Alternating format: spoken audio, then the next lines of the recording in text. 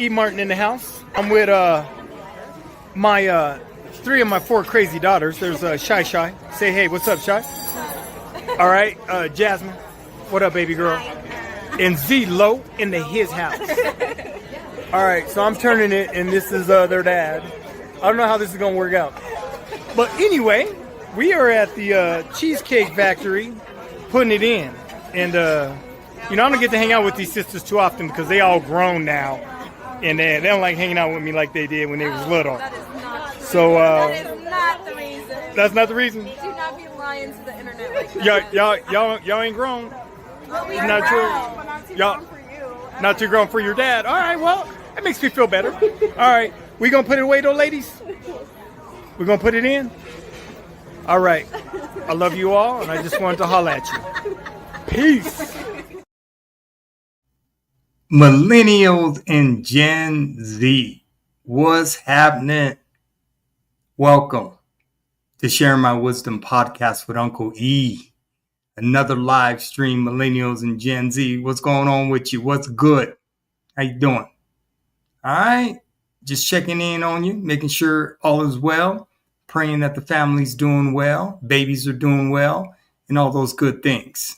We are here for another live stream, Millennials and Gen Z. Yeah, we are.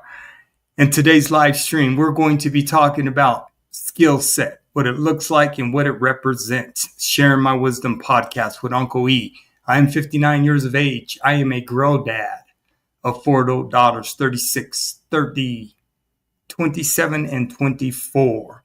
All baby girls, all amazing women, all handling their business. So brother's proud. Yes. Uncle E is proud of his baby girls. Hey, to my Spanish speakers, bienvenidos. Aquí. ¿Cómo te sientes hoy? Gracias. Spanish speakers are welcome. Okay? So, we got another live stream going on today, Millennials and Gen Z. And we're going to be talking about, I'm going to be sharing my wisdom with you today. Talking about skill set, what it looks like and what it represents. So what is a skill set? Well, what I've learned in my lifetime, your skill set or your set of skills that you've acquired over your life, that should be transferable, right? And you should be able to go into pretty much any environment and use your skill set, right? So like, for instance, I have a bachelor's degree in criminal justice and economics, okay? I worked in the criminal justice system for 20 years. I worked with children. I've been a certified paralegal since 1984. I was a paralegal in the United States Marine Corps. So I'm a legal researcher, right, by trade. And after about 20 years, I took my skill set and went into K-12 education for a decade. I was a teacher, restorative justice coordinator, and dean of students. So my skill set has always been transferable. And I got accepted to law school in the year 2000. I never went though because my girls were little, and would require me being away from my daughters for extended periods of time. So I passed on law school, but I did get accepted, and I feel blessed. But I never went. And when I take a look at my skill set, I've got one hell of a skill set. I've never been unemployed, right? I've been working since I was 8 years of age. In the 1970s, when I was 8 years of age in 1973, I started pumping gas. When I actually started paying taxes to the government, I was 14. So I've been paying taxes for about 44 years.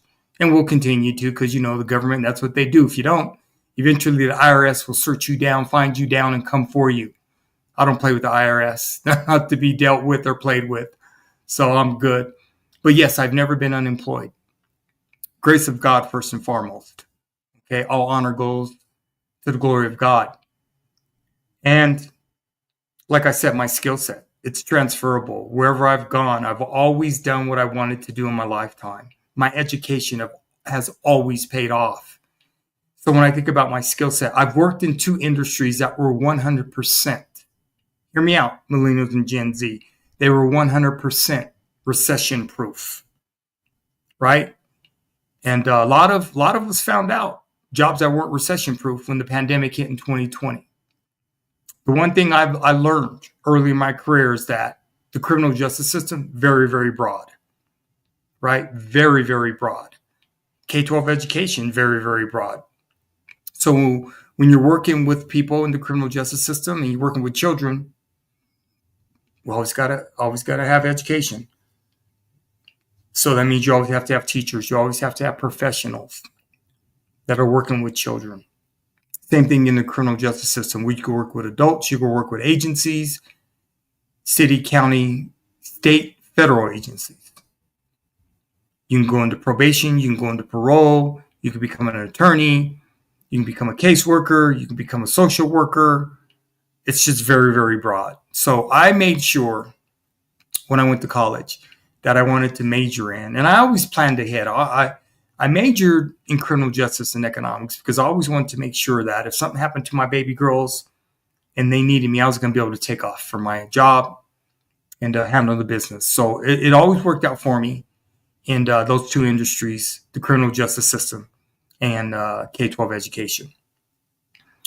So we're going to get into, I made a video from TikTok. I get all my, when I do research, I love social media because social media, young people, millennials and Gen Z, you share your lives pretty much with the world, right? So I take that information and I make videos and we're going to discuss, work ethic. And all of my videos that I'm using on my live streams, I go to TikTok because for me, TikTok is a library of wealth of information and education because you share your lives with the world. A lot braver than I would ever do, but hey, I believe in privacy. So, I get all my information and I do the research on TikTok. I download the videos and I re-upload them. And I create a video. This particular video we're going to share today, let me see how long it is. It is about, it's a little over 12 minutes. So it's going to be a real good video. And like I said, I enjoy the research. I'm a legal researcher by trade. So I love it. Love to research, love the legal research. I can research anything, find anything, do background checks. I can do it all. So very, very blessed. Okay. Before we get into these videos, before we get into the video, Millennials Gen Z, I want to take you to my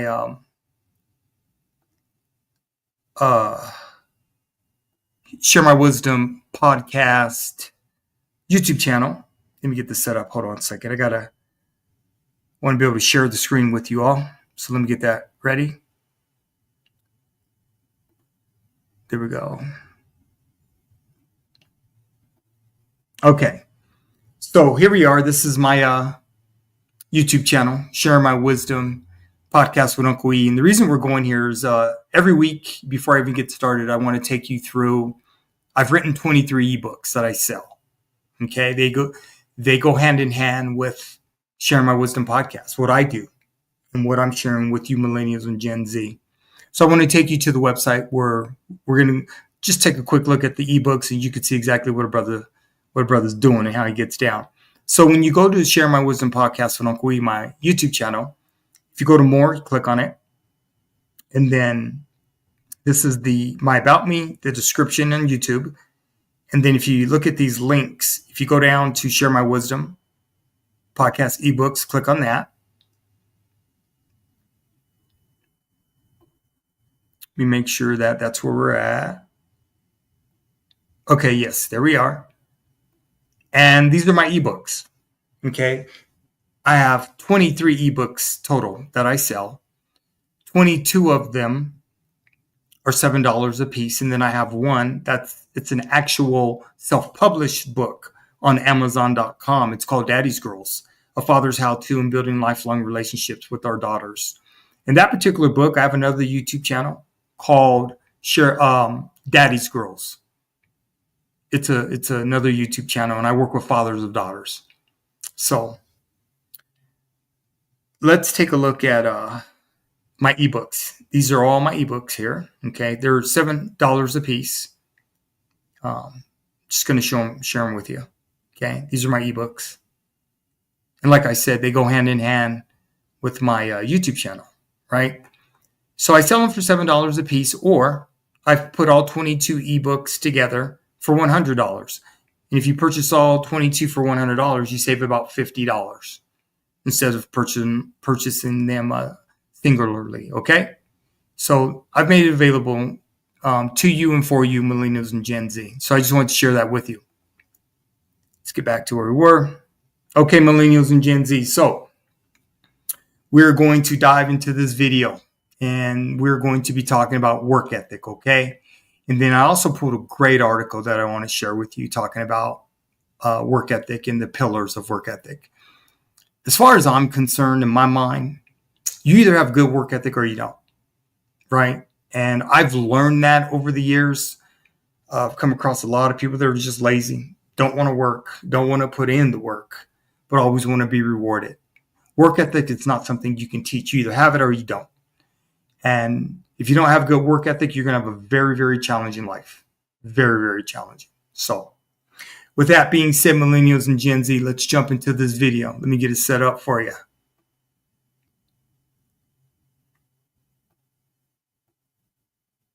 Okay, let's see.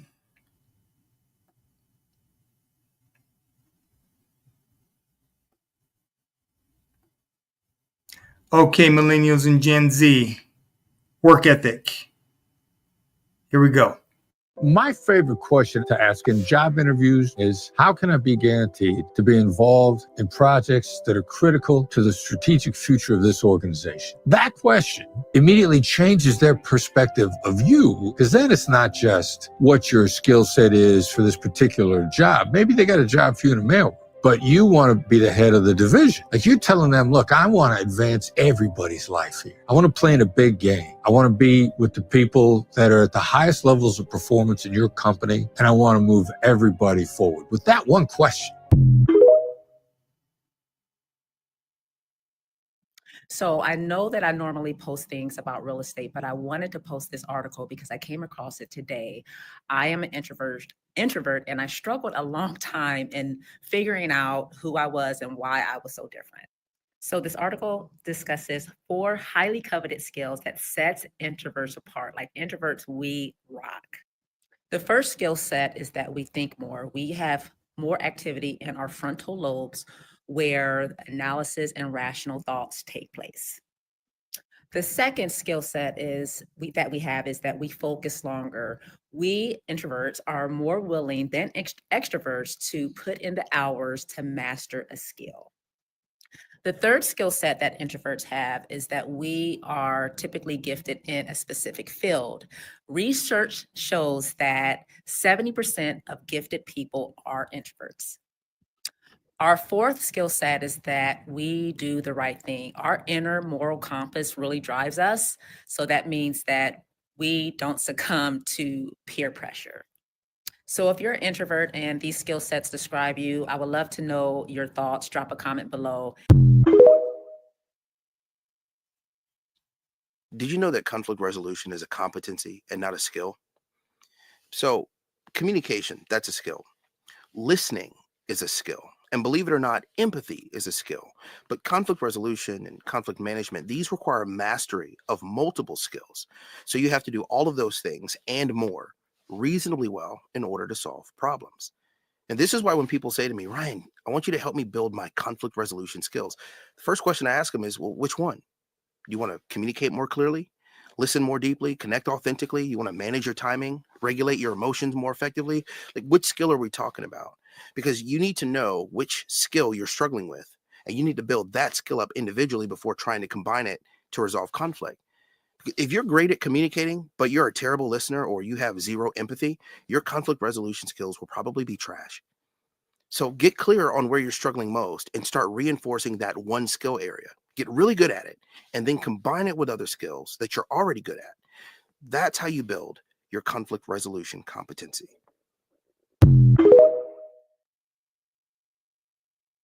This is the difference between hard skills and soft skills with examples. Let's get into it. So I want to start off with soft skills because the majority of people list soft skills in their skills section on their resume, which is not necessary. And you're about to see why. So soft skills are abilities that help you work with other people. They include your personality, responsibility, attitude, and motivation. Soft skills in general are basically like opinions, and they're not able to be proven. These are things like communication, problem solving, time management, decision making, leadership, negotiation, organization, teamwork, creativity, and flexibility. Versus hard skills, which are learned abilities you have gained through formal education, certification programs, and on-the-job training. So these are things that you are able to prove that you can do. They're quantifiable. Hard skills are things like software development, degrees and certificates, artificial intelligence, networking and wireless, SEO, SEM marketing, business analysis, foreign language, machine learning, cybersecurity, data analysis, etc. It is better to list your hard skills in your skills section rather than your soft skills, because it's important to remember that people are skimming your resume. They're not reading it word for word. So if you highlight your hard skills in the skills section, it's more impressive because these things are quantifiable. They have to be learned. They have to be taught. You still want to highlight the fact that you have soft skills, but how you do that is by highlighting them throughout your bullet points. So both of these need to be mentioned throughout your resume. However, the hard skills need to be highlighted in the skills section, and the soft skills should go in the bullet points. Here's 10 skills to learn, but once you learn them, they'll pay off forever. Number 1, speaking up. Number 2, having confidence. Number 3, listening wisely. Number 4, managing your time. Number 5, stop all of that whining. Number 6, being honest with yourself. Number 7, staying present in the moment. Number 8, being consistent. Consistency is the key to success. Number 9, get some rest, get enough sleep. And number 10, having empathy, always.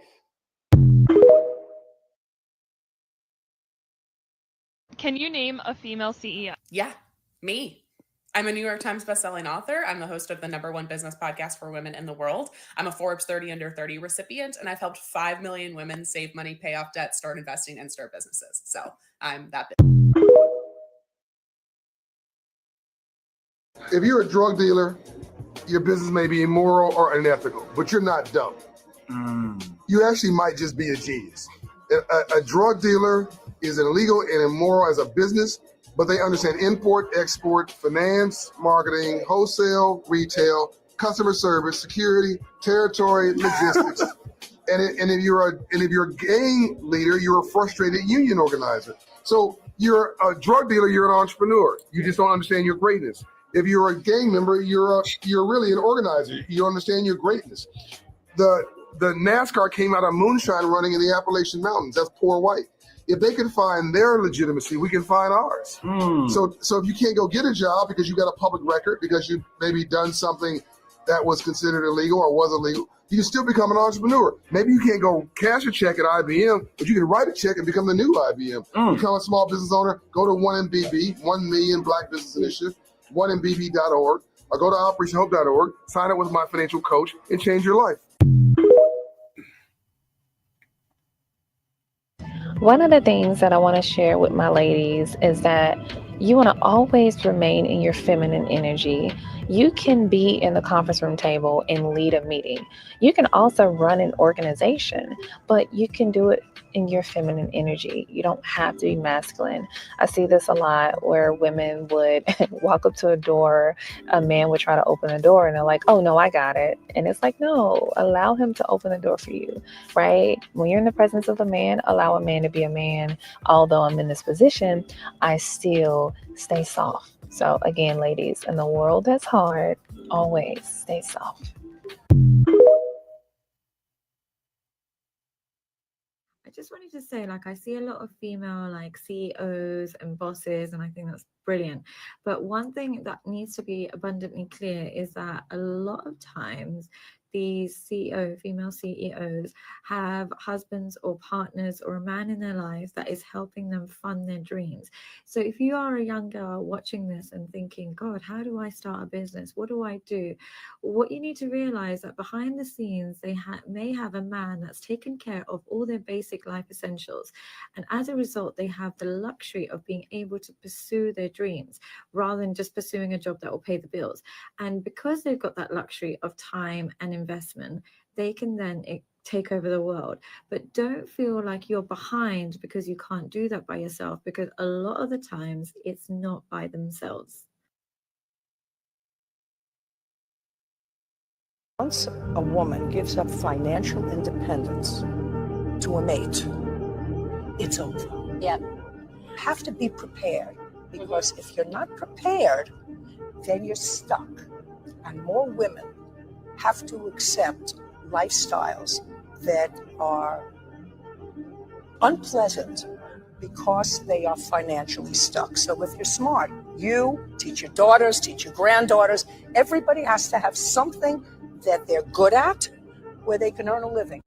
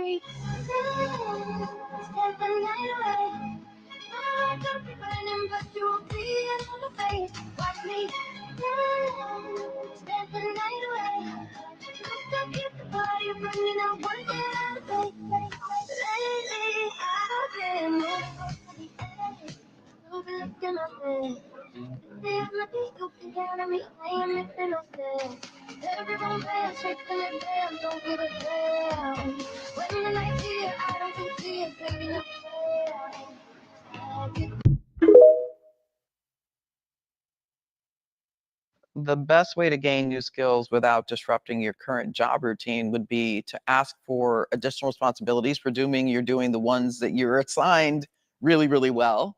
Also to ask to be put on a special project that you might hear about, and sell yourself on why you're the best person to do it and your objective that you want to gain some of these new skills. Remember, your manager or leader should be supporting your growth and development. So asking them specifically for that shouldn't in any way be a threat to you wanting to leave them, but simply getting better at what you do.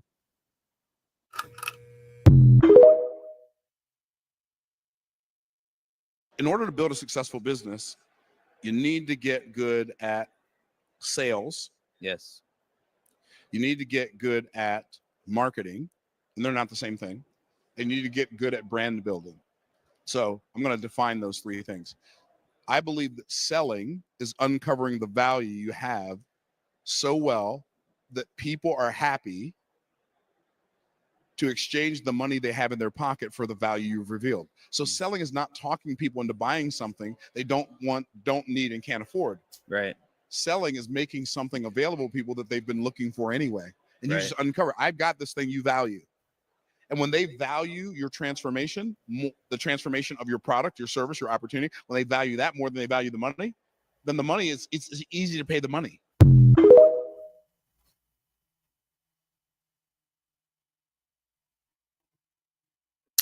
Okay, millennials and Gen Z, feel free to leave your comments. Feel free to leave your comments, and would appreciate hearing from you. Seeing what your thoughts are and what you're thinking about my live streams for Sharing My Wisdom podcast with Uncle E. And before I give you some of my very own wisdom, I want to take a look at this article that I do a lot of research, man. I do a lot of research on all the social media platforms. I do a lot of research with, research with studies and data collection. So because I'm a legal researcher, I'm just used to researching. And there's such an abundance of information that it's just amazing to me how I've always considered myself a student to be in school, always. Even when I was, a professional in my professions. I'm always in school. I'm always learning. I can learn from anyone. So I've always prided myself on that. And yeah, It's research is amazing. And in order for anyone to defend their position, you have to be able to research. You have to be able to come with facts, not opinions, but facts, and be able to defend your position, right? So I want to take a look at this article that I pulled, and I'm going to read it off to you. Let me get it ready. Let's see.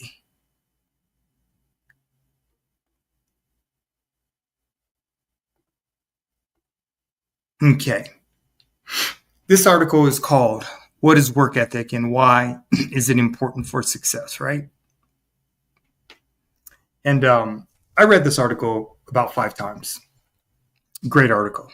Very, very good article. So I just want to share with you, Millennials and Gen Z. Work ethic is a set of values guiding professional behavior, encompassing integrity, responsibility, quality, discipline, and teamwork. It's crucial for success as it drives productivity, fosters employee satisfaction, and enhances a company's reputation, thereby contributing to individual and organizational achievements. Okay.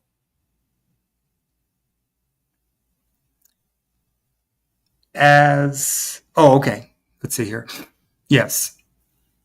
As HR professionals and SMB employers, you are often faced with the challenge of fostering a culture that values and promotes strong work ethic. This article aims to shed light on the concept of work ethic. It's important in how it can be cultivated and maintained in the workplace. What is work ethic?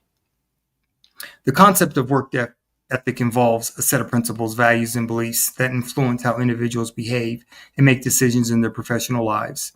It directly affects productivity, job satisfaction, and the overall reputation of a company.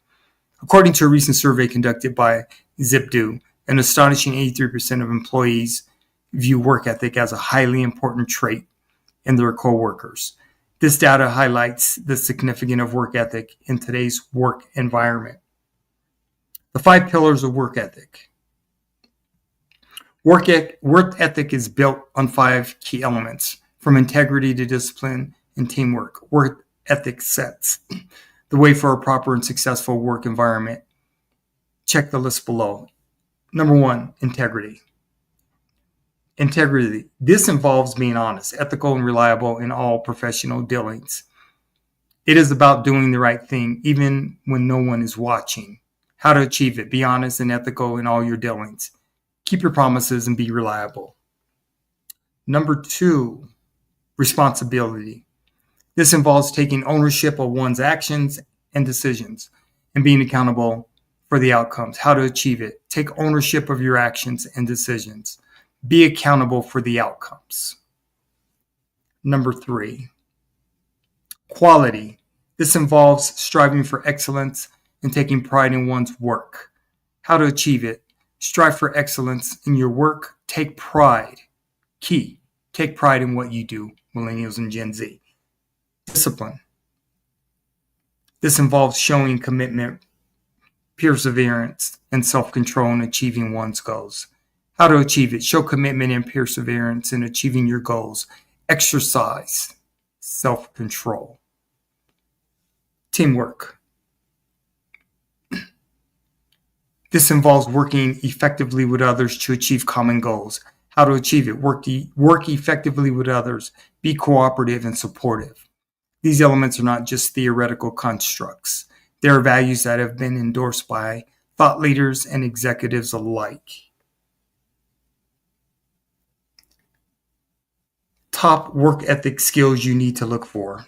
In the professional world, individuals with a strong work ethic possess certain qualities that set them apart. These characteristics, often referred to as the hallmarks of good work ethic, are highly valued by employers and contribute to long-term success. Here are some key traits. Reliability. Individuals with a strong set of values are known for their dependability. They consistently meet deadlines, fulfill commitments, and can be counted on to complete tasks efficiently and effectively. Their reliability installs trust and confidence in both colleagues and superiors. Dedication.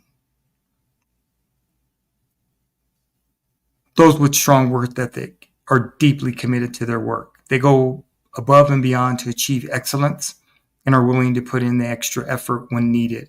They are motivated by their passion for their profession. and take pride in producing high quality results. Next one, initiative. Individuals with a strong work ethic are proactive and take initiative in their roles. They don't wait for instructions or guidance, but instead actively seek out opportunities to contribute and make a difference. They are self-starters who are always looking for ways to improve and take on new challenges. Professionalism. Professionalism, strong work ethic is often associated with professionalism. Individuals with this trait conduct themselves in a manner that reflects well on their organization. They maintain a positive attitude, communicate effectively, and treat others with respect and courtesy. They understand the importance of representing their company in a positive light. Adaptability. Those with strong work ethic are adaptable and flexible in their approach to work. They can easily adjust to changing circumstances, handle unexpected challenges, and embrace new technologies or processes. Their willingness to adapt ensures they can continue to perform at a high level regardless of the circumstances. Accountability. This is huge. Individuals with a strong work ethic take responsibility for their actions and outcomes. They don't make excuses or shift blame onto others. Instead, they own up to their mistakes, learn from them, and strive to improve. They understand that accountability is essential for personal and professional growth. Time management. Those with a strong work ethic are skilled in managing their time effectively. They prioritize tasks, set realistic goals, and are able to meet deadlines without sacrificing quality. They understand the value of time and strive to maximize productivity in their workday. Benefits of solid work ethics. A strong set of values benefits organizations in several ways. It leads to increased productivity as employees with strong work ethic are more likely to be dedicated and committed to their work. According to a Taylor and Francis paper, employees with a strong work ethic identify better themselves and even influence sick days and return to office issues. This not only boosts productivity, but also reduces costs for the organization. A strong work ethic also improves employee morale. When employees see that their efforts are recognized and valued, they are more likely to feel satisfied and motivated. Moreover, a company with strong work ethic is likely to enjoy a better reputation, which can attract top talent and customers. Okay, so Millennials and Gen Z. That is the article that I wanted to share with you, right? And now I want to give you some of my own wisdom. God's been good to me. I've been blessed my entire life. I've raised 4 adult daughters. They're all professional women. They're all amazing women. And I'm blessed, right? I've never taken anything for granted in my life. I've always approached my life with a sense of urgency. And I've always structured my life with a sense of urgency. So when it comes to work ethic, I was in the United States Marine Corps. I am a United States Marine Corps veteran. So when I went in the Marine Corps at 18 years of age, the reason I went in the Marine Corps is my father's a Marine. And I come from a strong family of males that were Marines. Military period, Army, Navy, Air Force, and Marine Corps. So I've always had good work ethic, from the age of 8. And I've always taken initiative.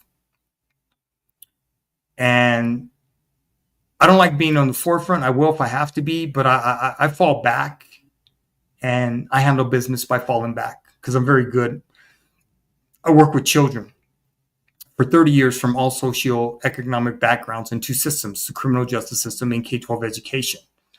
So very, very blessed working with children and their families for 30 years. And the one thing, kids taught me a lot. They taught me how to meet individuals where they're at. That's what kids bring into your life. So my work ethic, it's a part of my life. It's not something I ever think about. And what I want to encourage you young people to do is to always separate yourselves, because that article I just read, that applies to entrepreneurs as well. Entrepreneurs got to have one hell of a work ethic, because if you're an entrepreneur and you just think you're going to be able to make money by sitting, back and waiting for things to come to you, that's not going to happen. You have to be a go-getter. You have to get up every morning. You got to handle your business. And most entrepreneurs, if you don't think you're going to put in 100 hours a week, you're crazy. That's what's going to happen, because you're an entrepreneur and you're always trying to ensure that your hustle is working, right? Everybody has a hustle. Some people have side hustles when they're working full time and work for companies. Entrepreneurs, they have a hustle because they work for themselves. When you talk about today's companies, they're cutthroat. They don't give a shit. They will let you go in a heartbeat. That's most companies, right? The way a lot of companies look at it, you're replaceable, because all companies require your labor. So you have to understand your labor, and as far as the intensity of your labor. It's called being labor intensive, right? And my advice to you and sharing my wisdom with millennials and Gen Z is never commit to a company not understanding that you have to be prepared to move and make adjustments when necessary, because they will cut your throat. These companies today are cutthroat. They don't give a shit. They just don't, right? So for me, loyalty is big, and I know these companies aren't loyal. So be loyal to yourself. Invest in yourself. Build on your skill set yourself. So that way, if you're ever working for a company and they decide to let you go, it's not so much of a shock to your system, because you have to always be prepared to make adjustments, millennials and Gen Z. That's just how I live my life. And like I said, I worked in 2 industries that were 100% recession proof. So I knew I was always going to be employed, because I have a hell of a skill set, right? And my work ethic is second to none. So millennials and Gen Z, keep your heads up, keep your chest high, handle your business, right? But at the end of the day, you have the final say. So it's either going to be a yes or it's going to be a no. But control your destiny, control your path. Goals change, because you don't know if you're in your early 20s, by the time you're in your 30s, life happens, right? I'm 59 years of age. I turned 60 in 2025. God has been good to me. So millennials and Gen Z, share my wisdom podcast with Uncle E. I'm just sharing my wisdom with you. I want to see you all be successful. But you have to be honest with yourself. You have to handle your business day in and day out. You have to wake up being prepared to grind. There's no way around it. As you get older, trust me, it gets a hell of a lot more challenging, particularly when you start having families and bringing kids into this world. Your life changes forever. For the better, but it changes forever. Okay. So, millennials and Gen Z, I appreciate you. And this live stream is done. I live stream once a week, millennials and Gen Z. I welcome you all. I love being around young people. I really, really do love being around you, millennials and Gen Z, because you keep a brother challenged. You keep me going. The discussions that I have with millennials and Gen Z. Having 4 adult daughters. 2 of my daughters are millennials and 2 of my daughters are Gen Z girls, women. So I love everything about my baby girls. Can't get enough of them. I'm so proud of them. They're amazing women. I'm blessed. I did a very, very amazing, outstanding job, consistent job with my baby girls. So them sisters are good. All right. Millennials and Gen Z, we're done. Sharing my wisdom podcast with Uncle E. Feel free to share my videos, subscribe, like, share, right? And I'm growing my YouTube channel organically. And like I said, I'm so blessed, okay? All right, mis amigos, hasta la próxima semana, paz, adios. I'm out, my Spanish speakers. All right, millennials and Gen Z. Share my wisdom podcast with Uncle E. I'm the coolest uncle on the internet. If you didn't know, now you know. Yeah. All right, millennials and Gen Z. I'll holla at you next week. I'm out. Peace.